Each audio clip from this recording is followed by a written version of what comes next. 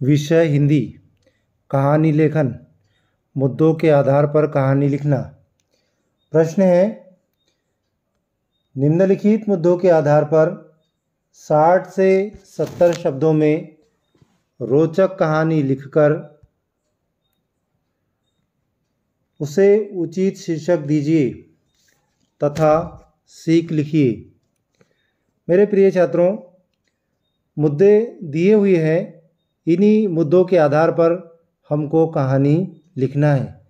60 से 70 शब्दों में रोचक कहानी होना चाहिए।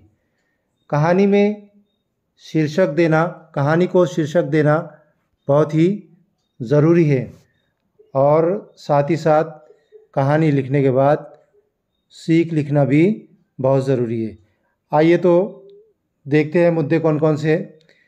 एक, आलसी किसान, अमीर होने का सपना, साधु के पास जाना, गुप्त धन की जानकारी पूछना, साधु का कहना गुप्त धन खेत में, किसान द्वारा रोज़ खेत को खोदना, धन न मिलना, किसान का निराश होना, बरसात के दिनों में बीज डालना, अच्छी फसल, किसान के पास अच्छा धन, शीर्षक और सीख।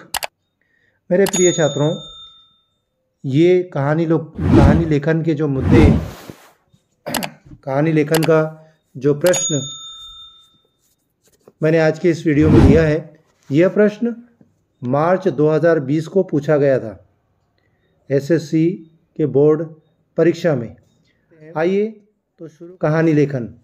सबसे पहले उसका शीर्षक, कहानी का शीर्षक होगा परिश्रम ही सच्चा धन है। परिश्रम ही क्या है? परिश्रम ही सच्चा धन है। मेरे प्रिय छात्रों, जब भी आप कहानी लिखें तो सबसे पहले कहानी की शुरुआत जब हम करते हैं तो उस वक्त ये लिखें, बहुत समय पहले की बात है। बहुत समय पहले की बात है। एक गांव में एक रामू नाम का किसान रहता था। उसके पास बहुत खेती बाड़ी थी, परंतु वह फिर भी बहुत गरीब था, क्योंकि वह बहुत आलसी था।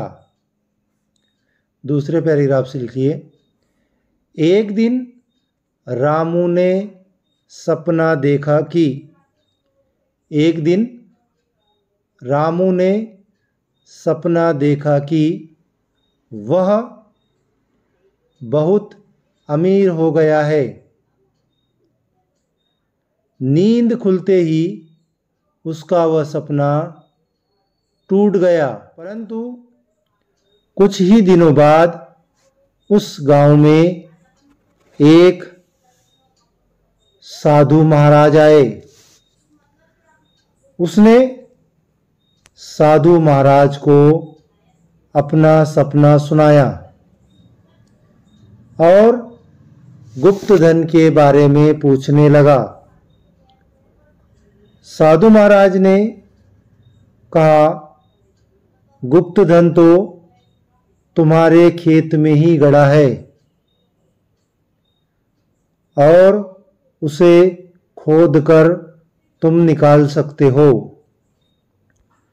दूसरे पैराग्राफ से लिखिए, तीसरे पैराग्राफ से, रामू ने दूसरे ही दिन से गुप्त धन निकालना शुरू कर दिया। उसने पूरा खेत खोद डाला, पर उसे कहीं कोई धन नहीं मिला। वह निराश होकर घर लौट आया। बरसात का मौसम आया तो रामू ने खेत में बीज बोया। इस साल उसे बहुत अच्छी फसल हुई। अनाज बेचकर रामू ने काफ़ी पैसे जमा कर लिए और समझ गया कि परिश्रम ही सच्चा धन है। आलसी लोगों को युक्ति से ही सही मार्ग पर लाया जा सकता है। मेरे प्रिय छात्रों, आपने जैसा स्क्रीन पर लिखा हुआ देखे वैसा ही आप लिखेंगे। आशा करता हूँ कि आपको मेरा वीडियो ज़रूर पसंद आया होगा। मिलते हैं अगले वीडियो में।